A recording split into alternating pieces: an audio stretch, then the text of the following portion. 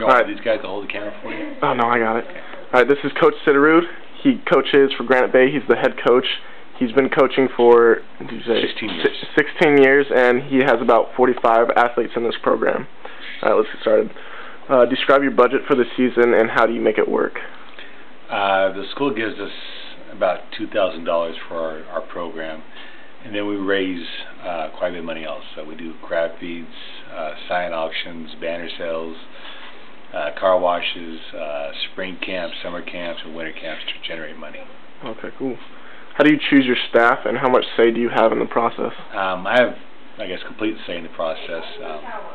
I try to get people that I know or are familiar with and people I can kind of trust. The biggest quality we look for is loyalty. We deal with a lot of different personalities, a lot of different parents, and so we hope that people are loyal to us and what we're trying to do. All right, cool. What's your coaching philosophy, and what do you need to accomplish to feel satisfied? Just hope the kids get better. We try to make the kids responsible, give them chances to succeed, but also be very honest with them. Everybody wants to be a certain person or a certain player, and unfortunately they don't have the skills to do that. So we try to find the best pieces to make a puzzle fit. Okay, cool. Do you have a mentor for your coaching style? I like to read a lot. I read about a lot of coaches, a lot of college coaches. I've played for a lot of coaches also. So I just kind of take just a variety of people and kind of take the best out of each person I like. Okay. What are some of your rules and guidelines, and what are some of the consequences for the athletes that don't adhere to them? The biggest, I guess, we only have one rule for the most part. It's just, don't disrespect the program. Right. If you're ever going to do something that might disrespect us, don't do it. Okay. Our rules consist of suspension for a game or 5 games, or we just remove you from the team. Okay. Our philosophy is it's an honor to be on the team, and we're not here to cater to you. Okay, cool. How do you motivate your athletes? I think we set certain goals for them. But I think for athletes, they have to be motivated themselves. Right. No matter how bad we want success, they have to want it also. And so we have them set their personal goals, and then we do team goals and go from there. Okay. How important do you consider goal setting for you and your team? Well, I think it's huge in that, from a team standpoint, we always have team goals, but hopefully individuals have their own goals. But we help them kind of organize their goals into a team format. Everybody wants to be the guy who scores 20, 30 points a game, right, but that's just not going to happen.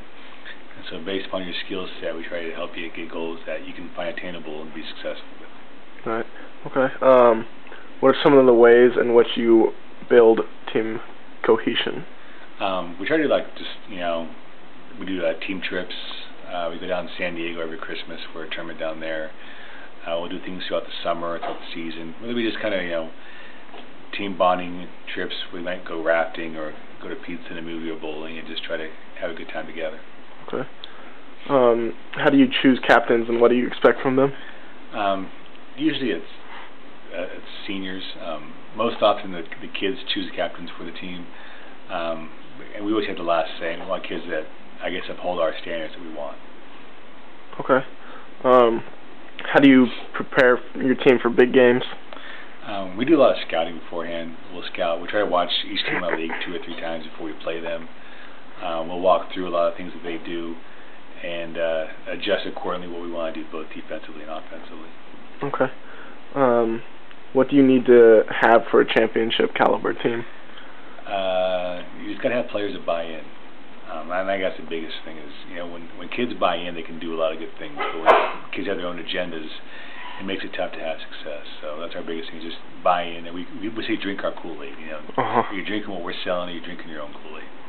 All right, cool. What type of end-of-the-season banquet do you hold? We just do a banquet in our auditorium there at school. And we just go through each team, talk about their successes, the highlights, and present various little awards for them. Okay. Certain personalities complement certain sports or positions. Do you notice common personality or character traits between your players? I think basically just kind of the motivated person, the one who's self-motivated and wants success for themselves, and doesn't need to be constantly, hey, come on, why aren't you going to practice? Why aren't you doing this? They do it themselves. Okay. And those are usually the ones that have the most success in our sport. Yeah. What was your most memorable moment during coaching? Probably when we 2 or 3 years ago. We beat Rockland at Rockland and won the league title. Oh, sweet. So that was fun. That is sweet. That's awesome. Describe what takes place. Wow. Describe what takes place during your off season. We pretty much go year round. Not always happy about that, but it's kind of the way it is now. In the off, in the spring, we have a junior program. We run a program for grades 4 through 7th grade. We do that. Our kids play in some AU teams also, so they're playing. We have open gyms in the springtime. June is our big month. We play about 4 or 5 tournaments in June. We practice probably every other day. We also run a week-long camp. And then in the fall, we've got open gyms and athletic PE where kids are working out. We still do stuff with our feeder program. And then during the season, we've got our season. We also have a junior league for K through 8th graders. Okay. So it's kind of a 24/7 program. Busy schedule. If you could give me, if I was a new coach, a piece of advice, what would it be?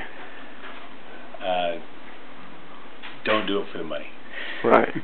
Okay. Do it because you love kids and you love to work with them and help them improve. Okay. If you're in it for the money, you're going to be miserable if you won't make any money. Okay. All right. That's good. Thank you. Anytime.